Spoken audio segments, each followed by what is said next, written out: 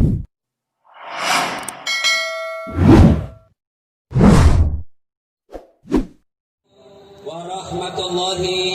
wabarakatuh. Alhamdulillahi rabbil alamin. Wa bihi nasta'inu ala umurid dunya waddin. Asyhadu an la ilaha illallah wa asyhadu anna Muhammadan abduhu wa rasuluh. Allahumma salli ala sayyidina Muhammad wa ala alihi wa sahbihi ajma'in. Amma ba'd. Faqad qala Allah subhanahu wa ta'ala fi kitabil karim wa huwa asdaqul qailin. A'udzu billahi minasy syaithanir rajim. Bismillahirrahmanirrahim. Ya ayyuhalladzina amanu taqullaha haqqa tuqatih wa la tamutunna illa wa antum muslimun. Wahai orang-orang yang beriman, bertakwalah kalian kepada Allah dengan sebenar-benarnya takwa, dan janganlah kalian mati kecuali dalam keadaan beragama Islam. Ayat ini Jumat dibacakan khatib. Tidak sah khutbah Jumat bila khatib tidak membaca ayat ini. Artinya ayat ini sangat penting sehingga harus diulang-ulang. Jangan kamu mati, dan rasa-rasanya ini susah diterima akal. Jangan kamu mati, berarti mati kamu yang ngatur. Jangan kamu mati ya. Berarti mati mau-maumu. Mati bukan kita yang ngatur. Mau atau tidak, tiba saatnya pasti mati. Orang kaya mati, orang miskin mati, raja-raja mati, rakyat biasa mati, ustadz mati. Senangnya semua mati. Berarti yang jadi masalah sesungguhnya bukan mati. Yang jadi masalah illa wa antum muslimun, kecuali dalam keadaan beragama Islam. Berarti ada orang Islam tapi matinya bisa tidak beragama Islam. Siapa mereka? Contoh aja ini ya, contoh aja. Jangan marah bos, jangan marah. Sambung ayam. Ada juga di sini. Milih. Udah dapat sama polisi, kejarlah sama polisi. Judi ilegal, jangan lari, masih lari. Dikejar sama polisi, polisi tidak bisa kejar. Kenapa? Polisi besar perutnya. Ada juga polisi saya lihat besar perutnya, tidak nyambung. Kejar lagi, jangan lari, masih lari. Tembak ke langit peringatan. Jangan lari, tembak 1 kali. Masih lari, tembak 2 kali. Masih lari, tembak 3 kali. Masih lari, terpaksa dilumpuhkan. Tembak kakinya ditembak. Kepalanya dikena. Saya tanya temanku, bagaimana caranya bos? Kakinya aku tembak, kenapa kepalanya dikena? Dia bilang soalnya waktu dia ditembak dia jongkok. Karena dia. Tapi ini polisi film India, bukan polisi film Indonesia. Bagus polisi ya, bagus polisi orang Indonesia, orang baik-baik. Mudah-mudah dan fungsi polisi. Kalau hilang motormu di pasar Tanah Abang, saya mau cari. Apa? Ketua RT? Enggak dapat. Siapa kau cari? Polisi. Ibu-ibu, suami dibunuh, anak gadis diperkosa, harta dirampok, ibu rekam, tahu pelakunya, daftar ke polisi. Tolong Pak Polisi, kejar pelakunya, ini orangnya. Apa kata polisi? Mohon maaf, baru saja polisi bubar. Iya toh? Saya pergi ceramah, macet mobil, nggak bisa maju, nggak bisa mundur. Baca surah Yasin, sudah 2 kali hatam, nggak goyang-goyang mobil. Begitu datang polisi lalu lintas, selesai. Makanya jangan musuh polisi. Pun kalau ada polisi minta uang di jalan, itu polisi film India.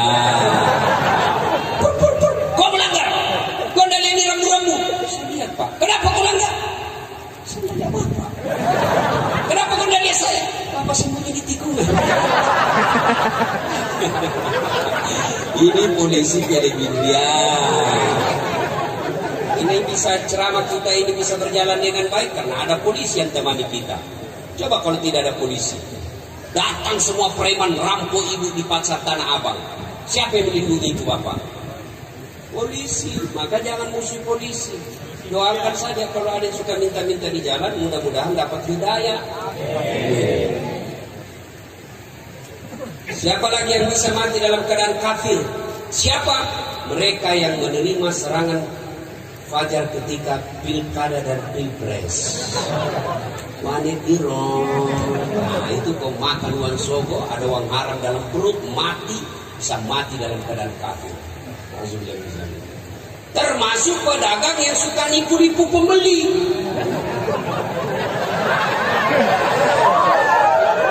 Bos, ini gaspol atau rem-rem? Gaspol. Ini dipasarkan banyak tukang tipu. Asli benar pakai sumpah lagi, demi Allah asli. Sampai saya di kampung palsu. Ajar ini pedagang seperti ini. Yang ketawa saya seru sini. Bos, bagaimana hidupmu berkah? Coba lihat kasihan. Anak dari kampung, dia tabung duitnya itu 50.000 per bulan. Tabung cukuplah duitnya 400.000. Dia minta kepada bapaknya dibelikan tas sekolah yang bisa tahan sampai di SMA. Dia pergilah bapaknya beli di Tanah Abang. Asli ini kan asli. Demi Allah 4 bulan rusak. Bagaimana hidupmu berkah? Disumpahi kamu sama anaknya, disumpahi sama bapak, kurang naik ya. Uangnya anakku setengah mati dikumpul, dia tipu saya. Orang budi besar, Andre dan wajah. Ada orang budi di sini? Banyak. Pak, hebat ini orang Bugis. Mana-mana saya ketemu. Kemarin saya ceramah di Aceh, banyak orang Bugis. Saya pergi ke Riau, Pulau Kijang, banyak orang Bugis. Saya pergi Kaltim, namanya Samarinda seberang, bahasa Bugis orang di sana. Saya pergi Sabah Sarawak, di Kinabalu saya khutbah Jumat, dia bilang Ustaz, bahasa Bugis Ustaz, capek kita diceramai orang Melayu. Begitu saya ke Singapura, ada lagi Bugis Street. Saya pergi ke Tanjung Priok, ada lagi di situ Jalan Bugis. Begitu saya masuk penjara, banyak juga orang Bugis. Dan di alam juga banyak orang Bugis. Penceraman seorang Bugis terjadi kolusi kayaknya. Orang Bugis itu alhamdulillah tidak takut sama istrinya. Ya? Mana ada orang Bugis takut sama istrinya? Tidak ada itu. Cuma istrinya lebih berani dari suaminya.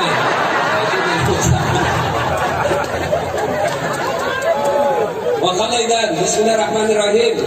Ya ayyuhalladzina amanu dukhulu fis-silmi kaffatan wa la tattabi'u khutuwatis syaitan innahu lakum aduwwun mubin.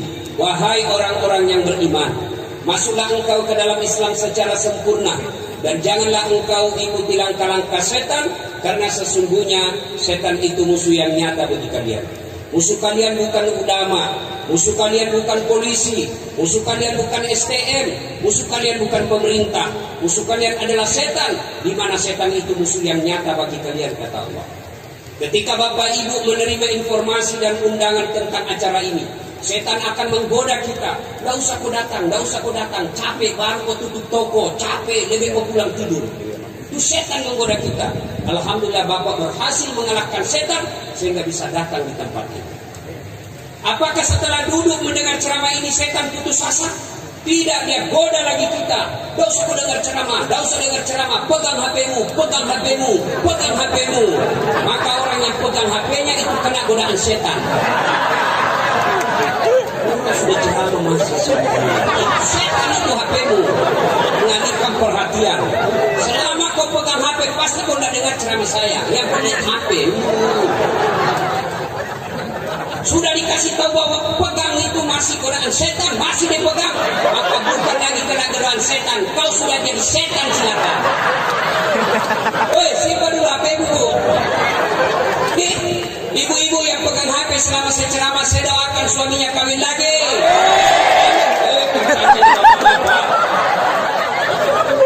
Pasti bapak bilang kami tersiksa selama ini sama istrinya.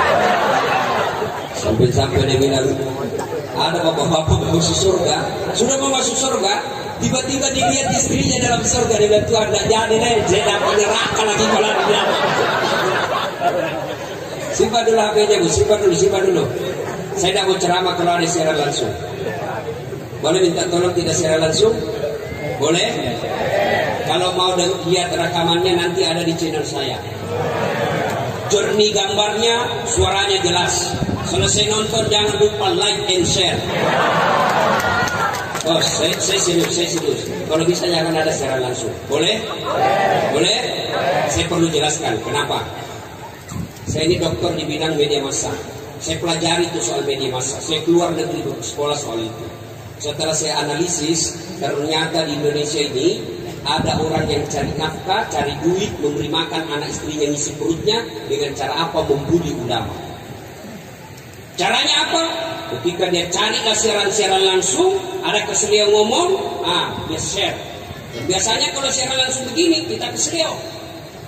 Contoh paling akhir, guru kita Ustadz Abdul Somad. Siaran langsung ditanya, Ustadz, bagaimana hukumnya main catur? Beliau akan jawab, haram apabila azan berkumandang kalian masih main catur. Haram apabila azan berkumandang kalian masih main catur. Tapi dipotong itu azan. Akhirnya yang kedengar haram main catur. Disebarkanlah itu, maka marahlah seluruh pemain catur termasuk pelatihnya. Dari Sabang sampai Merauke. Saya juga ditanya, Ustaz bagaimana hukumnya main catur? Haram. Serius, haram. Kenapa bisa? Karena kau bunuh Perdana Menteri sama Raja.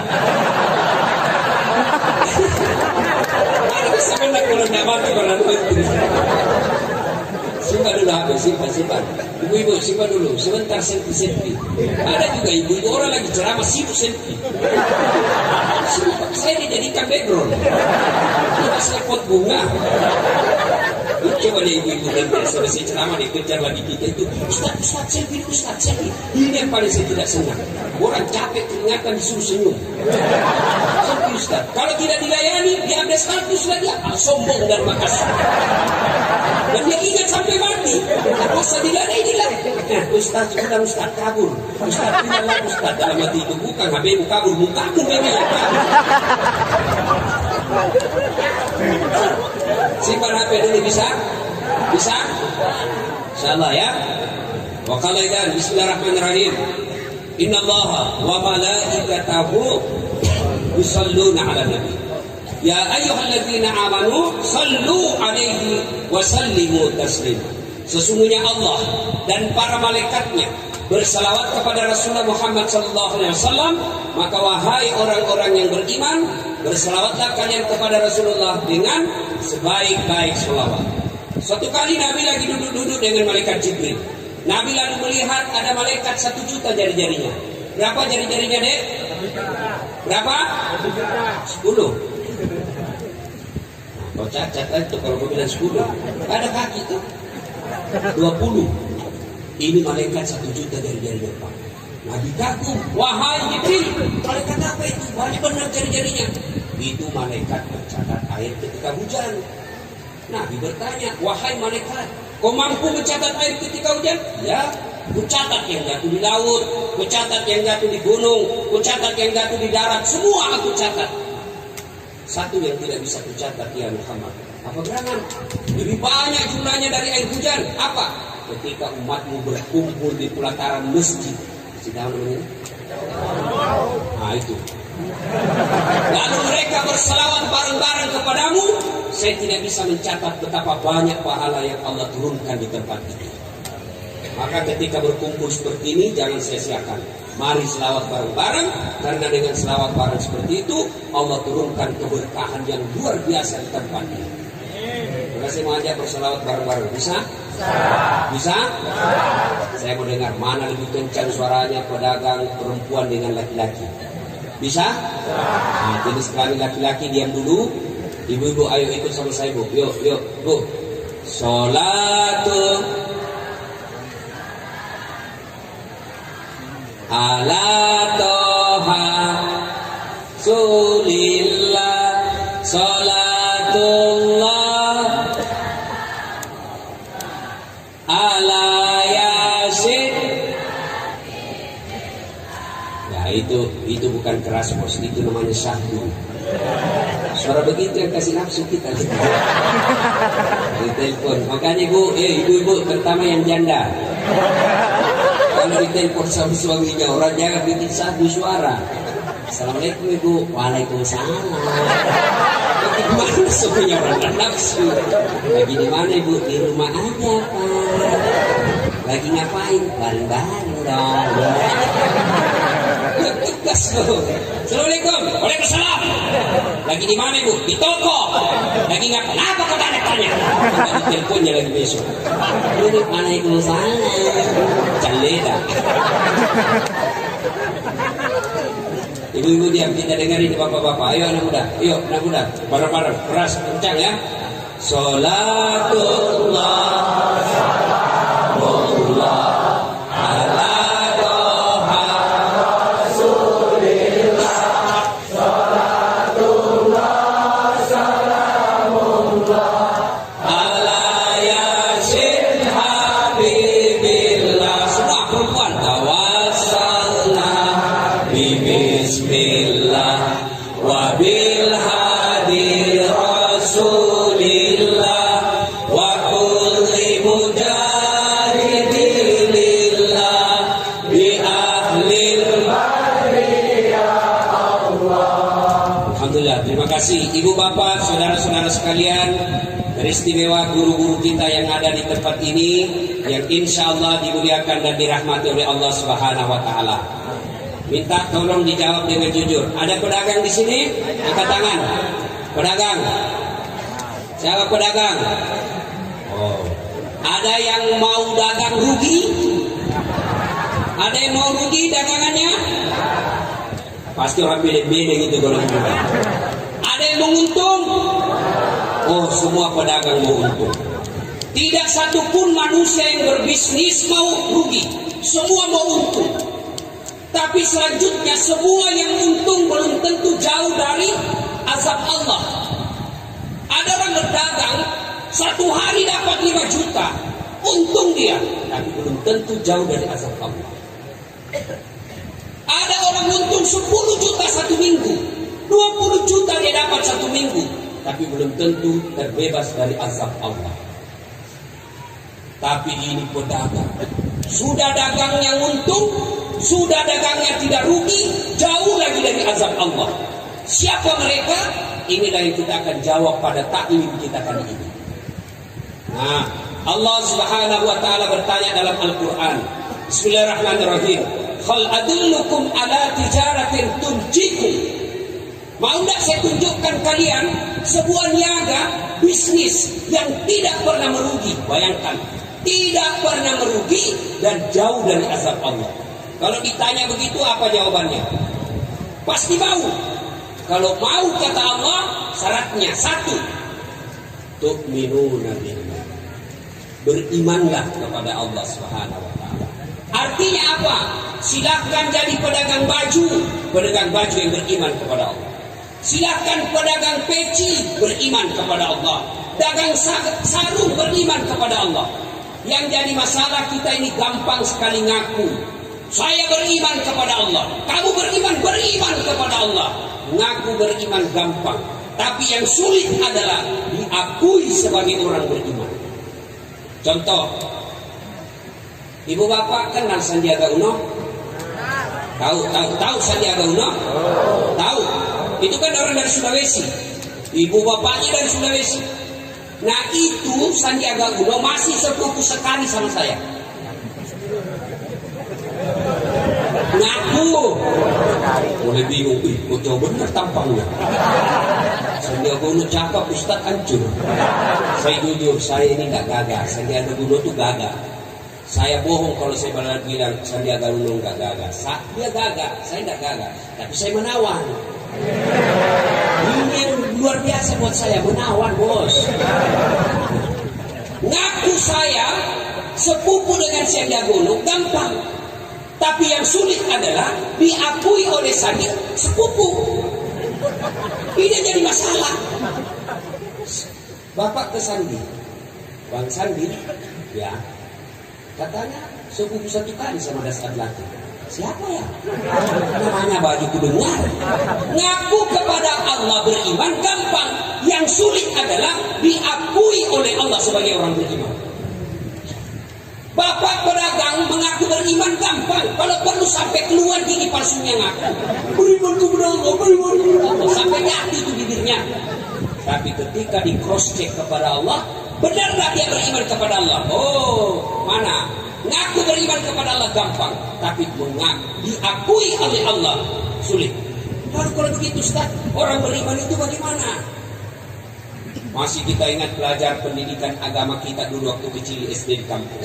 Iman adalah meyakini dalam hati, mengucapkan melalui lisan, melaksanakan dalam kehidupan sehari-hari. Yakin dulu, ucapkan, lakukan. Maaf berimu maaf. Kita umat Islam ini imannya baru 2/3. Kadangkala dia yakin, kadangkala dia ucapkan, tapi belum dipraktekkan. Bagaimana hukumnya riba? Haram. Artinya haram, dosa kalau aku lakukan, betul haram. Wa halallahu bai wa harrama riba. Dia hafal ayatnya. Allah halalkan jual beli, tapi Allah haramkan riba. Mana itu riba? Menipu pembeli. Itu riba itu bos. Kau dapat uang 1 juta, 2 juta, 5 juta sehari, tapi hasil kau tipu orang, maka jangan heran duitmu 30 juta kau dapat tiap bulan, tapi anakmu narkoba. Kau dapat rumah yang mewah tapi tidak bisa tidur kecuali minum obat tidur. Kenapa? Uang riba yang ada menumpuk dalam dirimu. Bayangkan dia tipu kita. Lain dia kasih contoh dan dia bungkus. Dia ketawa, saya seru sini. Kau semua itu pelakunya. Mahal aslinya di biok palsunya. Mereknya Polkom, tapi produksinya dalam... Dia ketawa, saya seru sini. Gimana caranya bos?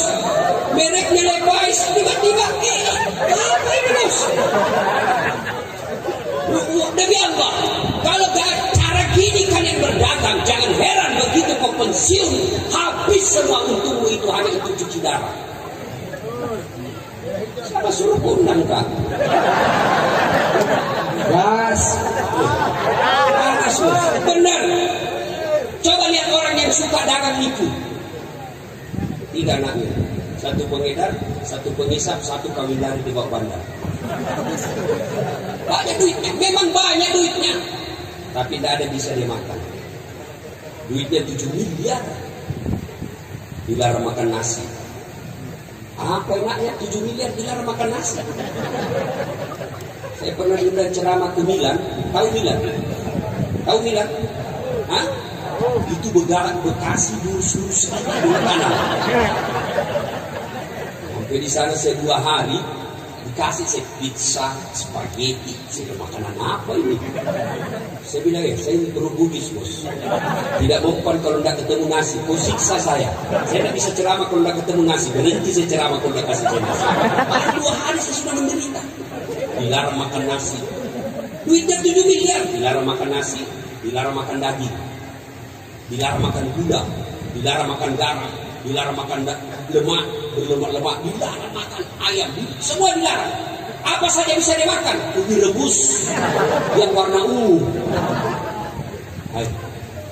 Mobilnya harga 1 miliar tapi dilarang pakai AC. Baru 10 menit dalam mobil tulisan. Rebrek sedikit mati.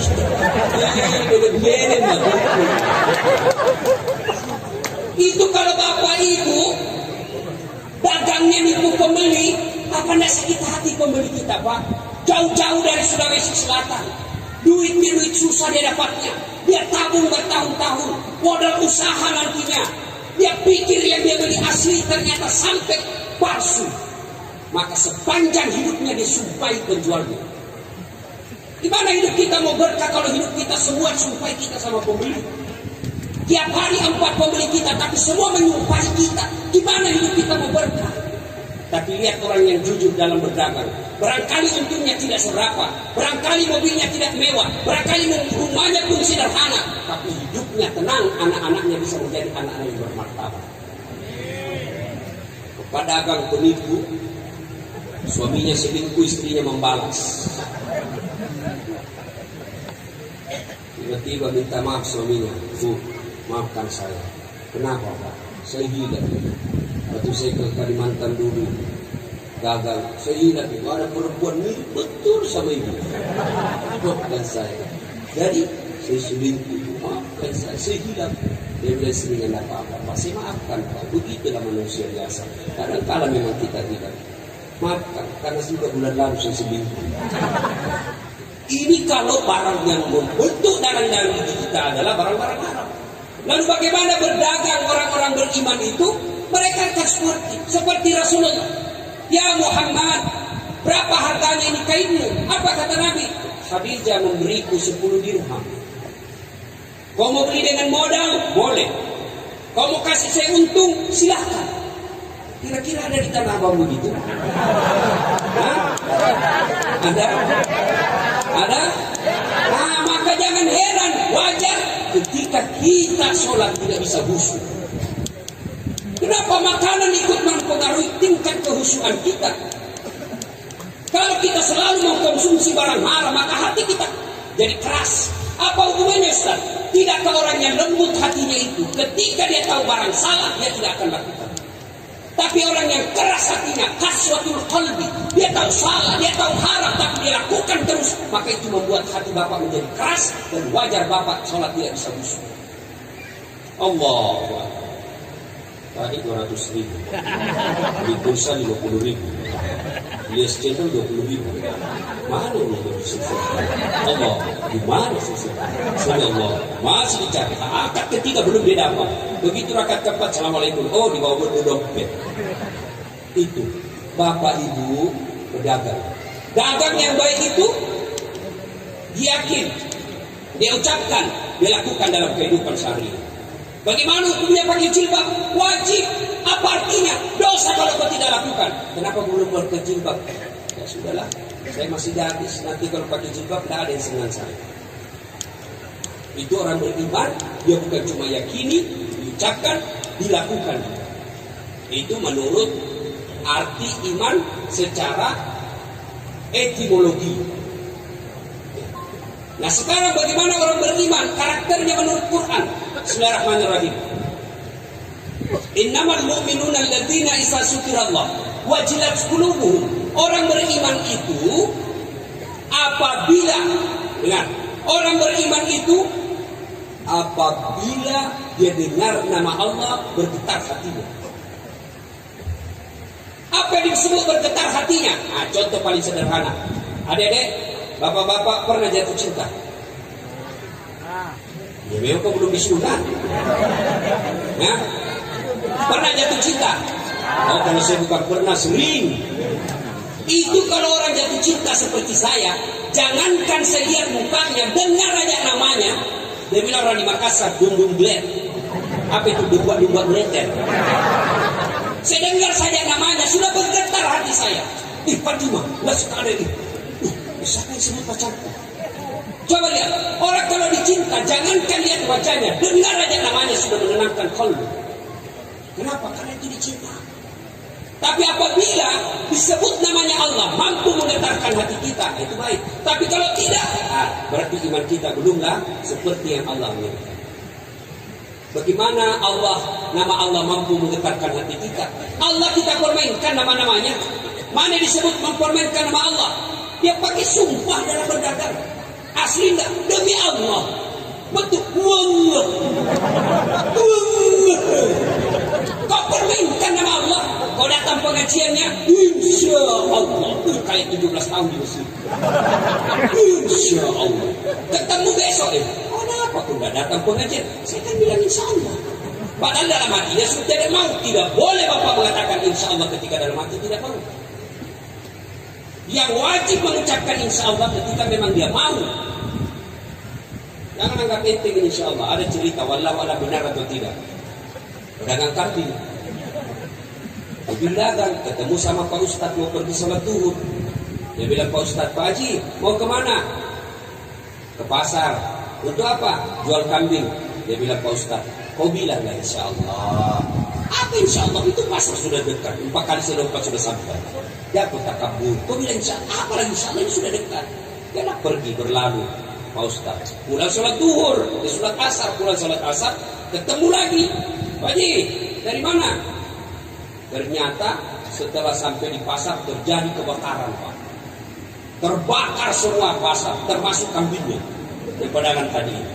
Pulang, Assalamualaikum Pak Haji. Waalaikumsalam. Mau kemana Pak Haji? Insya Allah habis kambing terbakar. Apalagi sudah insya Allah sudah habis. Ya, maka kalau berjanji insya Allah.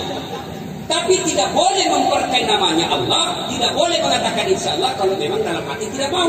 Lebih jujur. Datang pengajian sebentar mainlah. Saya mau sekali tapi ada sepak bola. Daripada saya pergi tidak konsentrasi juga dengan ceramah gara-gara menonton bola, sudahlah lain kali saya ikut pengajian. Ini lebih sportif. Jangan mengucapkan insya Allah ketika tidak mau. Yang kedua, yang pertama, orang beriman itu bergetar hatinya ketika disebut namanya Allah. Yang kedua, orang beriman menurut Quran tadi apabila mendengarkan ayat-ayat Allah bertambah imannya. Selesai dengar dakwah, tambah imannya. Oh, benar yang dibilang Ustaz Dasar tadi itu. Insya Allah saya akan memperbaiki cara saya berdagang besok. Kalau selama ini Bapak suka nipu, suka malsukan produk-produk orang, dan besok dia berhenti, maka Alhamdulillah Bapak termasuk orang yang sempurna imannya. Tapi kalau dia bilang, pintar juga itu sudah cerita neraka. Kayaknya dari neraka saja. Besok dia tetap lakukan. Itulah yang disebut bapak perasaan. Orang Bugis bilang tanteng tong janjing do. Apa itu tangi kamu lo tangi takut jam kita tong pino wita. Itu orang Bugis itu sudah kepala batu dia begitu. Orang Makassar bilang eja tong pina doang, kucini tong pina kuciniki. Ini eja sinampe neraka tes mutu kok. Itu ada juga seperti ini, keras tidak mempunyai nasihat. Siapa jadi beritahu dia tidak mempunyai nasihat.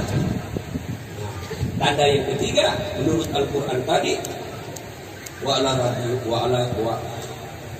rabbihim yatawakkalun. Hanya kepada Allah dia bertawakal, berserah diri. Artinya apa? Dia berniaga dengan baik, dia jujur, tidak menipu orang. Kemudian dia sholat duha sebelum dia buka tokonya, berdoa selesai sholat duhur, dia minta dimudahkan usahanya. Lalu dia berserah diri. Ternyata hari ini dia cuma dapat untung 1,5 juta, tidak seperti apa yang diharapkan. Maka dia berserah diri kepada Allah SWT. Nah, ibu bapak, saudara-saudara sekalian, tanda orang beriman, berdagang, kalau mau berdagang yang jauh dari azab Allah, mereka berniaga menyertakan iman. Iman ini, bapak kalau pergi berdagang bawa ke toko. Rata-rata kita beriman ketika sholat duhur di musola, beriman ketika dia maghrib di masjid, beriman ketika sholat berjamaah di masjid. Ketika mau ke pasar, dia simpan imannya di laci. Iman tidak usah kau ikut. Kalau kau ikut saya tidak bisa culas. Maka orang yang ingin berniaga jauh dari azab Allah, bahkan dia untung selama-lamanya, syarat pertamanya beriman kepada Allah.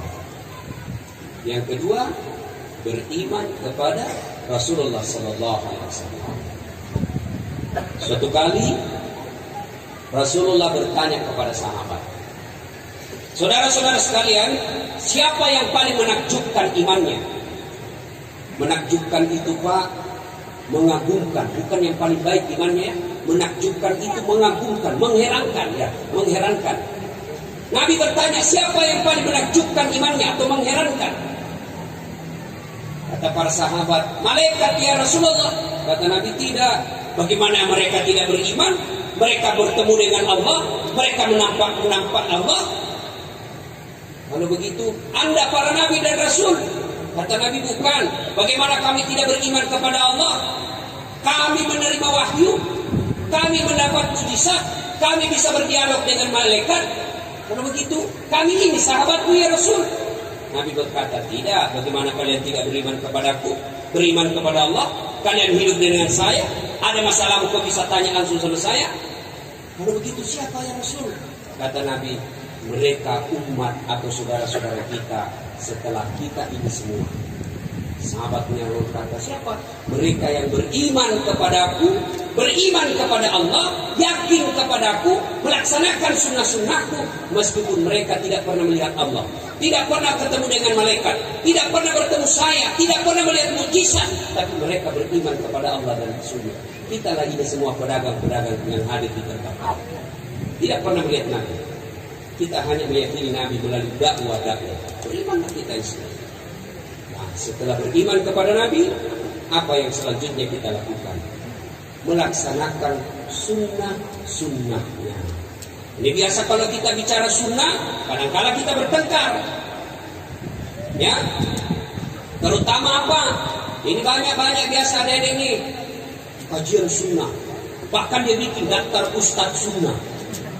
Nah, ustadz sunnah dicatat 1 sampai 50. Yang tidak ada berarti kami ini tidak masuk ustadz sunnah. Adik-adik nih, mumpung saya ingat, kalian terutama yang pedagang hijrah.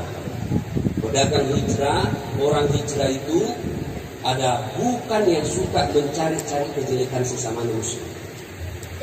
Kalian silakan belajar hadis, kalian belajar tafsir, silakan belajar agama dengan baik, silakan cari dalil sebanyak-banyaknya, bukan untuk menyerang orang lain, tapi untuk kalian amalkan sunnah yang kalian yakini. Kalian akan sesat dan tidak dicintai Allah dan Rasulnya kalau kalian mencari dalil, menggali dalil, sekolah sebanyak-banyaknya, baca buku. Tujuannya apa? Menyerang orang yang berbeda pendapat dengan kalian. Tidak dicintai oleh Allah dan Rasulnya. Silakan lakukan sunnah yang kalian yakini, tapi jangan menyerang orang yang tidak berbeda, yang berbeda pendapat. Kadang-kadang di masjid-masjid ini kita kan bikinlah komunitas ustadz ini, komunitas ustadz ini. Saya diminta juga, ustadz bikinlah sahabat Ustadz Dasat. Saya bilang tidak, semua sahabat saya. Kalau ada sahabat Ustadz Dasat, komunitas sahabat Ustadz, berarti ada bukan sahabat saya. Tidak semua ustadz, kita ini semua bersahabat. Kadang-kadang ini ketika kita hijrah, sahabat Ustadz A tidak mau dengar ceramah B, sahabat Ustadz C tidak mau dengar. Makin banyak ustadz yang kalian dengar, makin bagus. Jangan mempersempit ilmu. Tentara itu orang yang baru belajar agama 1-2 buku, gampang dia sesatkan orang, gampang dia salahkan. Sama saya. Waktu awal-awal saya belajar agama, rasanya ini sendiri saya benar, semua salah. Sampai saya pulang kampung, bapak saya bilang aliran sesat ini anak kita. Kenapa? Sepupu satu kali saya tidak mau jabat tangan perempuan. Marahlah satu kampung, sombong sekali. Padahal jabat tangan pun masih selisih pendapat ulama. Syafi'i bukan, tak boleh. Imam Ahmad boleh selama kalian tidak nafsu. Bisa jadi bapak tidak jabat tangan tapi dapat dosa. Kenapa? Bapak bayangkan. Bapak tidak pegang, tapi bapak bayangkan pahanya orang. Dosa bos. Agak tahu saya sini. Saya lihat paha, belum tentu saya dosa, tergantung sikap. Bagaimana saya bereaksi? Saya lihat paha, belum tentu saya berdosa. Kenapa? Saya ucapkan Subhanallah. Saya dapat pahala. Kenapa? Saya memuji Allah. Maha suci Allah yang telah menciptakan keindahan itu. Saya berpahala meskipun saya lihat. Bapak lihat berdosa. Kenapa? Bapak bayangkan. Dosa bos. Bapak bahkan bisa jadi mulut istighfar dapat dosa. Kenapa? Karena bapak menikmati. Lihat pahanya orang pembeli. Bapak istighfar tapi melotot. Mulut istighfar karena dosa. Kenapa kau nikmati? Saya tidak melotot. Subhanallah. Tapi cewek jangan menganiaya kami. Mari kerjasama. Kami jaga mata. Tolong ada cewek jaga akhlak. Biar kami jaga mata.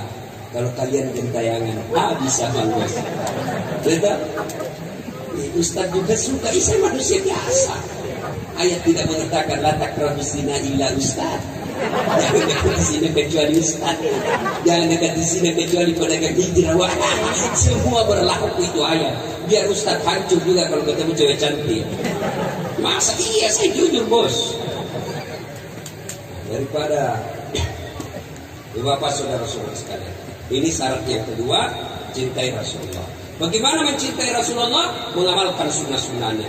Nah, berkaitan dengan dagang, sunnah apanya Rasulullah yang kita amalkan? Sunnah sholat duha. Sholat duha. Rasulullah tidak pernah meninggalkan sholat duha.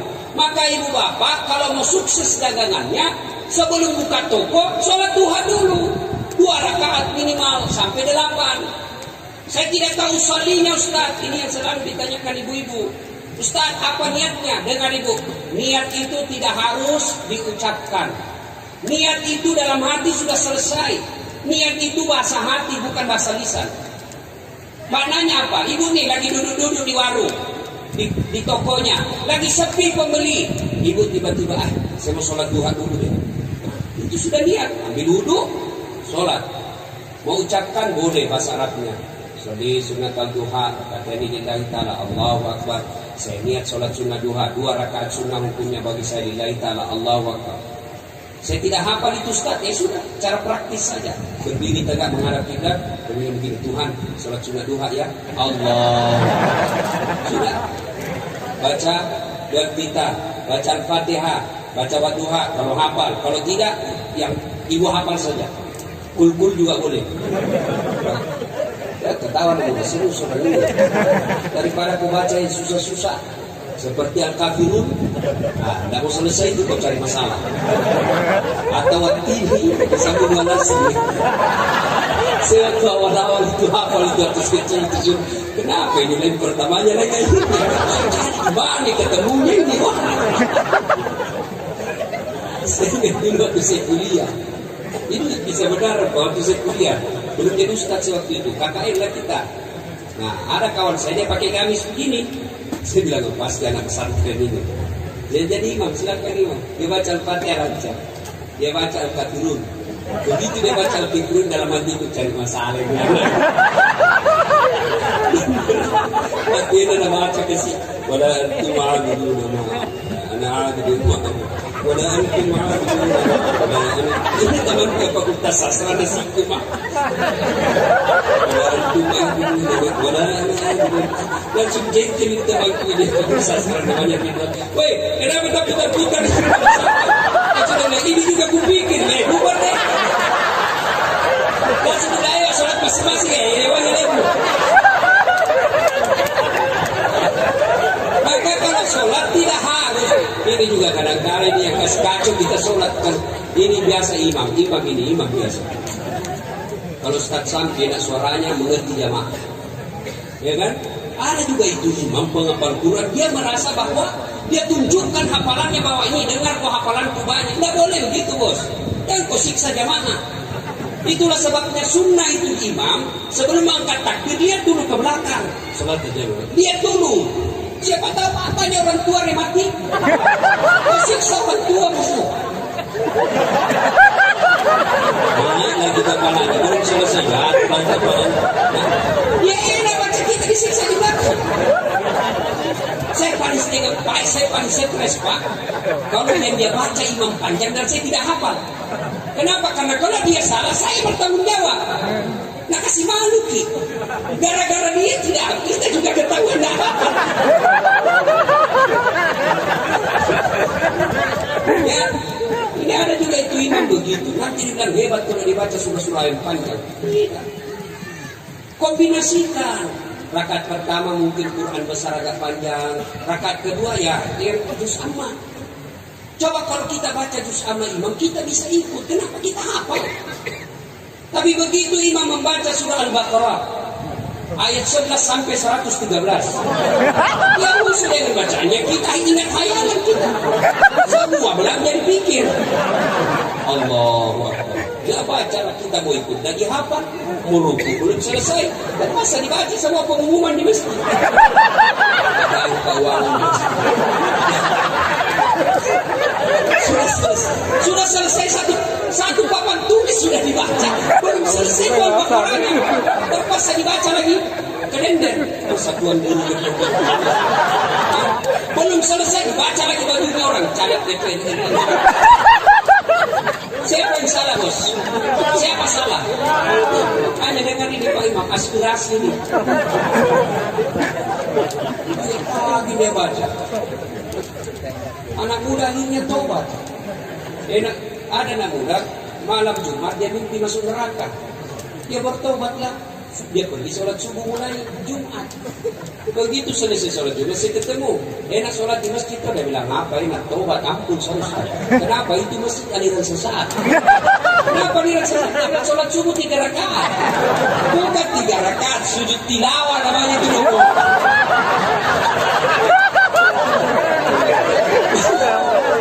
Makanya itu imam jaga asal takbir. Jelaskan dulu jamaahmu. Adik-adik ini barangkali ada yang baru masuk Islam atau Islam tapi baru tobat hari ini. Nah, ini Jumat kita sujud tilawah, membaca surah Sajadah. Kita sujud nanti, jangan kaget ya. Biasa juga kita itu manusia sendiri, kita begini ternyata. Ya. Bapak saudara-saudara sekalian, ya, pedagang, orang yang beriman itu sunnah, amalkan sholat duha. Ibu-ibu amalkan sholat duha, 2 rakaat salam, 2 rakaat salam. Saya bukan mau menyombongkan diri, hanya untuk motivasi adik-adik sekalian. Ada motivasi. Kalau adik-adik lihat nama saya itu, kan jarang-jarang juga orang punya gelar seperti saya, bos. Dia doktornya, bos. Bukan kali-kali ini. Bukan belen-belen, lain ditanya, lain dijelaskan. Kalau juga itu begitu, lain ditanya, lain dijelaskan. Masya Allah. Bos, dek, apa andalan saya dari dulu sampai sekarang? Soal dunia. Siapa yang punya dunia ini, bos? Siapa? Allah. Berarti kalau kalian mau punya di dunia, dekati yang punya. Siapa yang punya anak gadis pacarmu? Ibu bapaknya. Mau lolos lamaranmu, dekati ibu bapaknya, bawa ke pisang. Ada untukmu, berikan oleh-oleh mamanya. Tiap hari kau bawakan, akhirnya dulu perasaannya. Baik ini, betul tidak cakep, tapi baik ini nak. Dia malah lobikan supaya anaknya mau sama kamu. Allah punya dunia, pacari Allah. Dan Allah tidak seperti gubernur diketemui. Ketemu gubernur kan ribet. Ketemu dulu tim suksesnya. Dia bilang tim sukses, saya cuma tim sukses. Silakan ketemu sama ajudan, ini nomor teleponnya. Dikasihlah kita, ketemulah ajudannya. Bilang ajudan, bikinkan proposalnya. Sudah bikin proposalnya, ya silakan bawa ke sini. Bapak datang lagi minggu depan.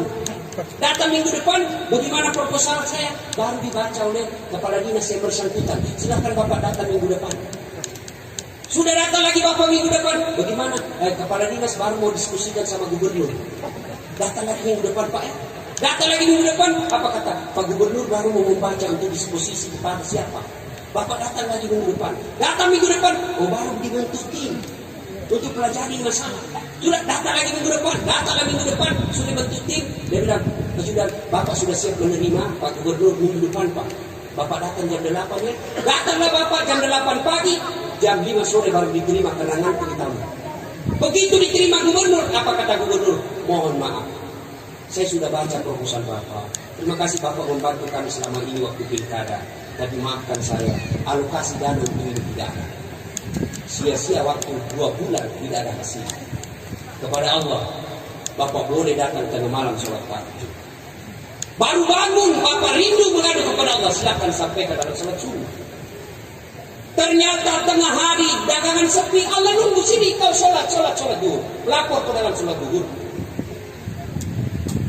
Masih sepi di sore hari, Allah nunggu sini kau datang kau melapor dalam sholat asar. Tutup dagangan ternyata masih sepi, lapor lagi kepada dalam maghrib. Mau tidur gelisah, Allah di sini kau lapor di sana. 24 jam Allah boleh bertemu. Baik yang banyak modalnya maupun yang tidak punya modal sama sekali boleh bertemu dengan Allah. Maka ketika mau punya dunia ini, Allah kasih fasilitas namanya sholat duha. Sholat duha itu khusus untuk membuka pintu dunia. Maka mintalah dalam sholat duha. Adik-adik, biar pedagang-pedagang muda minta kepada Allah daripada Bapak minta sama kredit. Tukang kredit kalau mau minta ini cantik betul, bagus betul semua bicara-bicaranya itu. Kalau Bapak tambah modal, Bisa lagi nanti, bisa dijadikan ini ke jaminan ini rukonya, kami bisa kasih modal 2 miliar, tambah lagi. Susah. Kalau bapak punya utang kan memberikan semangat untuk bekerja. Itu bicara orang minta, kejar target itu. Begitu sudah cair kredit 2 miliar, nggak bisa dibayar, akhirnya apa? Utang bertumpuk, akhirnya ruko diambil. Karena bapak lebih menggantungkan harapan kepada bank daripada kepada Allah. Minta dalam sholat duha. Saya tidak tahu berdoa. Berdoa tidak harus pakai bahasa Arab. Ibu-ibu, Bu, doa mau kaya, mau laris dagangannya, betul. Nah, ikuti saya, ini doanya, bareng-bareng. Ayo Bu. Bismillahirrahmanirrahim. Allahumma barik lana bima razaqtana wa qina. Enggak tahu artinya. Berdoa tidak harus pakai bahasa Arab.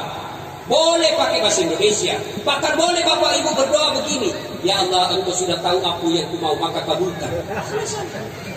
Daripada Bapak putar-putar pakai bahasa Arab tidak ngerti, bingung malaikat. Apa maksudnya di Bapak ini? Ibu lancar dagangannya, ternyata doa tentang hujan.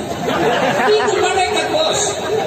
Maka silakan dalam sholat duha, Assalamualaikum warahmatullahi wabarakatuh, Assalamualaikum warahmatullahi wabarakatuh, silakan minta kepada Allah. Dalam bahasa apa saja, bahasa Bugis boleh, bahasa Melayu boleh, bahasa apa saja. Allah multi bahasa.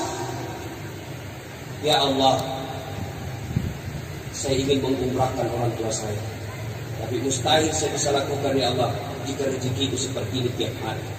Tidak ada mustahil di sisimu ya Allah. Kurahkan rezekiku ya Allah, agar saya bisa membahagiakan sisa-sisa hidup orang tuaku, mengumrahkannya. Masa Allah tidak kabulkan? Pada Allah sudah janji, ud'uni astajib lakum. Mintaku kepadaku, pasti saya kabulkan. Yang berikutnya, pedagang yang ingin hijrah dengan sebaik-baiknya, berdagang tanpa rugi dan jauh dari azab Allah. Wa tujahiduna fi sabilillah. Berjihad jalan agama Allah, amwal anfus, dengan harta dan jiwa mereka. Dengan cara apa? Sedekah. Bapak kalau mau sukses dagangan, belajarlah menjadi dermawan. Semakin pelit, makin susah rezeki kita terbuka. Semakin kita rajin memberi, Allah makin membukakan pintu rezekinya. Maka jangan heran kalau Bapak terlalu pelit, sudah sewajarnya bersedekah tidak mau bersedekah, maka Allah akan paksa keluar duit kita dengan sia-sia. Dengan cara apa? Tiba-tiba mobil kita tabrak mobil lalu lintas. Polisi lalu lintas ditabrak, sama tak repot. Security aja ditabrak, repotnya minta ampun. Tiba-tiba anak kita ketahuan HIV/AIDS. Tiba-tiba kita ketahuan bahwa anak kita narkoba. Itu sebabnya dagangan kita menghalalkan segala cara, lalu kita tidak mau bersedekah, enggan bersedekah. Amwal anfus, sedekah dengan harta dan jiwa kita. Harta telah dikatakan, saya tidak punya harta untuk bersedekah Ustaz. Sedekah dengan apa? Jiwa kita, dengan tenaga kita. Ada pembangunan masjid, ada pembangunan musholla di tempat kita berniaga, sedekahlah. Sedekah dengan duit bagi mereka yang ada duitnya. Sedekah dengan tenaga bagi mereka yang ada tenaganya. Sedekah dengan ilmu bagi mereka yang punya ilmu. Tidak punya duit, tidak punya tenaga, tidak punya ilmu Ustaz. Sedekahlah dengan apa? Diam. Ada juga orang tidak punya sedekah duit, tidak punya sedekah ilmu, tidak punya sedekah tenaga, ngoceh tidak. Diam aja kau bos. Nah ibu bapak saudara-saudara sekalian, apabila ketiga hal ini kita lakukan dalam berniaga, maka janji Allah, itulah orang-orang yang aku berikan rahmat dan pertolonganku, dan aku jauhkan dari azab Allah. Ibu bapak saudara-saudara sekalian, ini saja tausiah kita pada taklim kita kali ini. Mudah-mudahan ada manfaat. Saya tidak tahu dari panitia apakah malam ini ada sesi tanya jawab atau tidak. Kalau ada yang saya lupa, mohon maaf. Sedekah itu kepada siapa Ustaz? Lebih utama sedekah kepada pegawai. Misalnya ibu juragan ibu. Ibu punya pegawai ada 3 orang. Nyata-nyata dia perantau. Nyata-nyata dia ngontrak-ngontrak di Jakarta. Ibu punya rezeki. Hitung gitu penghasilan kita selama sebulan, dikeluarkan zakatnya 2,5%, maka diberikan pegawai. Lebih utama diberikan kepada pegawai. Ada lagi, saya lupa tadi. Salah satu sebab susahnya juga rezeki masuk kalau kita menjadi pengkhianat dalam rumah tangga. Ya, jadi istri tidak tahu menghargai suaminya yang lagi dagang. Jadi suami tidak tahu menghargai istrinya yang lagi setia di rumah menunggui. Tadi pagi saya ding ada WhatsApp curhat sama ibu-ibu. Ibu-ibu curhat sama saya. Ustadz, bagaimana saya cara minta ampun?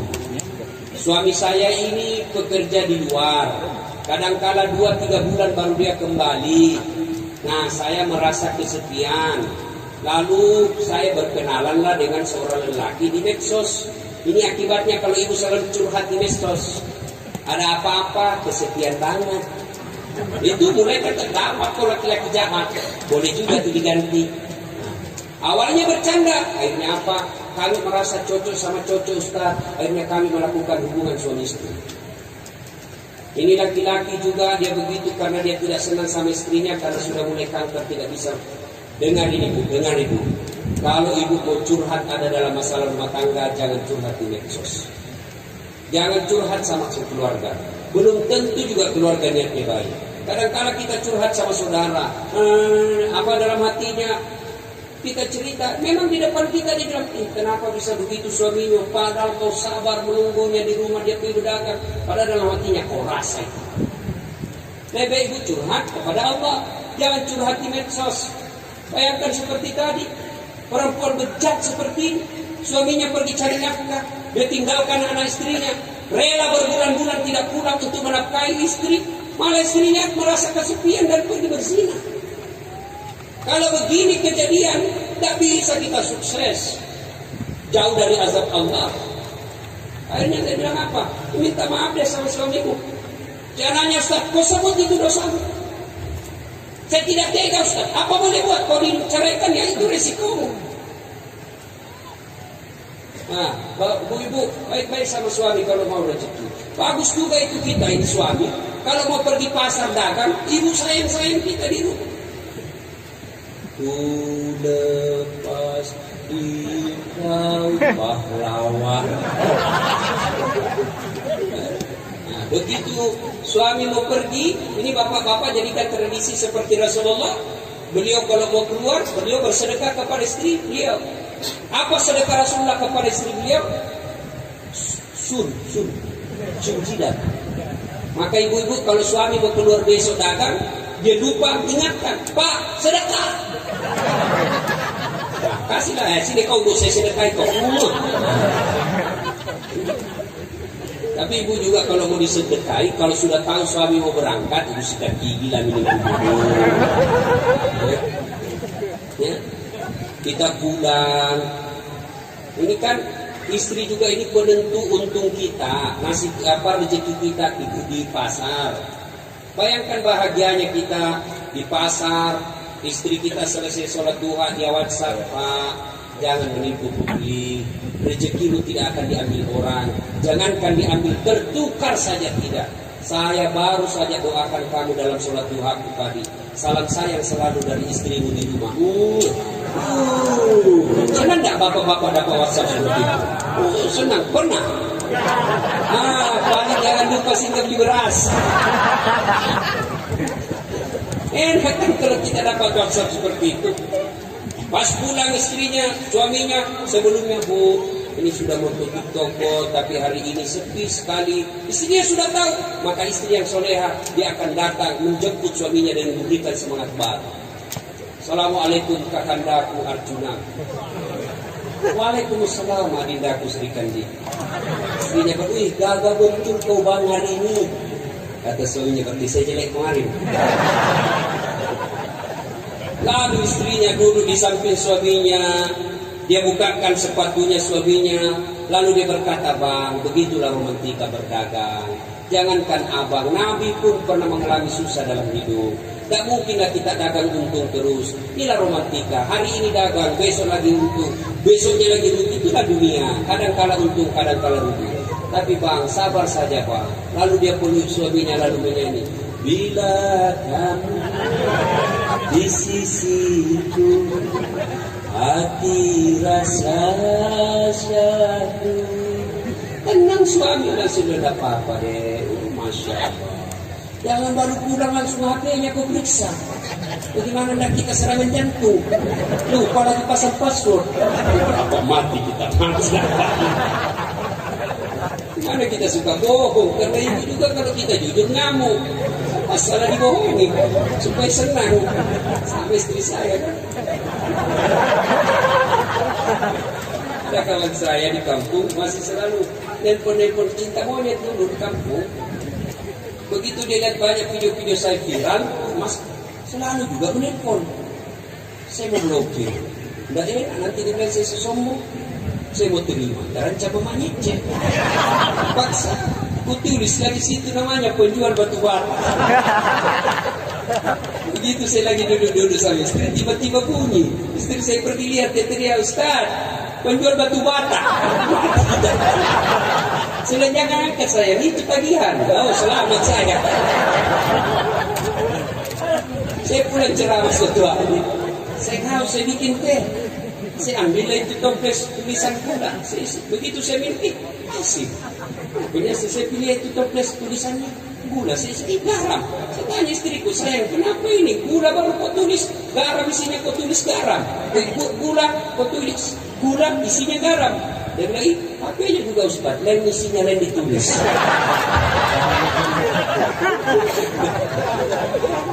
Nah ibu, kalau pulang suami sambut dengan baik. Bapak juga jangan suka tipu istri. Alasan tidak ada untung, padahal sudah ada untungnya. Kalau anak istrinya minta duit selalu banyak alasannya. Giliran teman sekolahnya dulu waktu kuliah SMA cepat sekali ditransfer. Tidak bakal ada berkah hidup kalau bapak selalu nipu istri. Coba lihat istri kita Pak. Coba lihat istri kita. Bayangkan dia tinggalkan keluarganya. Ada yang sampai curhat sama saya, Ustaz bagaimana hukumnya ini? Bapak saya sakit di kampung Ustaz. Diminta saya pulang ke Mani. Saya hanya satu-satunya anak perempuan. Dan yang bisa ngurus saya Ustaz. Tapi suami saya juga tidak bisa setinggal. Coba bayangkan. Bagaimana kalau kita pada posisi begitu? Antara orang tua dengan suami. Itulah istri kadang-kadang mirip mengurus suami dan anaknya. Lalu kita berkhianat kepada istri sebaik itu. Pantas kita dagang berpuluh-puluh tahun. Tidak bisa sejahtera hidup kita. Kenapa? Orang yang paling menyayang dan mengurus kita khianati. Maka Bapak Ibu, kalau ada yang pernah menyakiti istri, minta maaflah mulai besok. Mudah-mudahan setelah minta maaf Allah bukakan pintu. Inilah tausiah kita, mudah-mudahan bermanfaat. Saya mohon maaf tidak bisa maksimal sebab jujurnya hari ini saya masih dilarang dokter untuk menerima acara. Tapi apa hendak dikata sudah dijanji, tidak bisa lagi kita tidak datang. Kalau kita tidak datang dibully kita di medsos sampai habis. Doakan saya mudah-mudahan sehat walafiat. Maaf, mudah-mudahan ada manfaat. Kalau ada yang ingin didiskusikan, silahkan ditanyakan kepada Ustaz Fahrul Rosi. Baik, ya. Bagi para jamaah belum selesai bos. Kau sudah suruh saya pulang. Kalau ada yang masih mau dengar ceramah saya, silakan nonton Tabligh Akbar dari Indonesia TV One setiap hari Sabtu atau Ahad pukul 12.30 sampai selesai. Sabtu atau Ahad. Cuma agak lama tunggunya, lama menunggu. Suatu kali 1 minggu muncul. Ada yang setiap saat boleh nonton. Gimana caranya Ustaz? Gampang. Gimana? Ambil HP, buka aplikasi YouTube. Tulis nama saya Dasat Latif. Maka keluarlah ceramah saya yang ribuan itu. Ada di situ yang adik-adik yang sudah punya usaha belum punya jodoh, ada di situ kiat sukses menemukan jodoh. Cari judulnya itu ada di situ. Ya? Sudah, jangan lupa kasih tanda begini. Terus, jangan lupa kasih begini. Kalau mau kasih begini dicari ke malaikat pencabut nyawa. Cara mau kasih begini, memang penyanyi dangdut. Ada juga ceramah dikasih begini, dicari kok nanti malaikat di akhirat. Ini ceramah kok kasih begini, saya tidak suka, dia kok nonton. Memangnya ini festival lagu dangdut, ya? Coba cepat habis kuota 1 jam menguras kuota. Maka saya sediakan yang tidak menguras kuota. Namanya Chelsea, ceramah singkat 1 menit saja. Gimana caranya Ustaz? Follow saya di Instagram. Das Atlatif 1212. Das Atlatif 1212. Ada persoalan mau ditanyakan silakan di DM. Ada mau ditanyakan silakan SMS. Boleh, insya Allah saya jawab. Yang penting jangan suruh saja bayar. Ada juga SMS itu kita disuruh bayar. Nomor ini gagal mengirim pesan. Jika Anda ingin setuju bayar 360.000 rupiah, ketik yes. Begitu saya yes, pertanyaan muncul. Ini sudah dijawab kasih lama. Kita juga disuruh bayar. Tinggallah Pak Jambatan. Bapak saudara-saudara sekalian, ya silakan mau tanya boleh lagi. Cuma biasa agak lama harus jawab sebab ngantri. Ya. Demikian, mudah-mudahan ada manfaat. Lebih dan kurangnya mohon dimaafkan. Don wal kalam misrun. Billahi fi sabilil haq. Assalamualaikum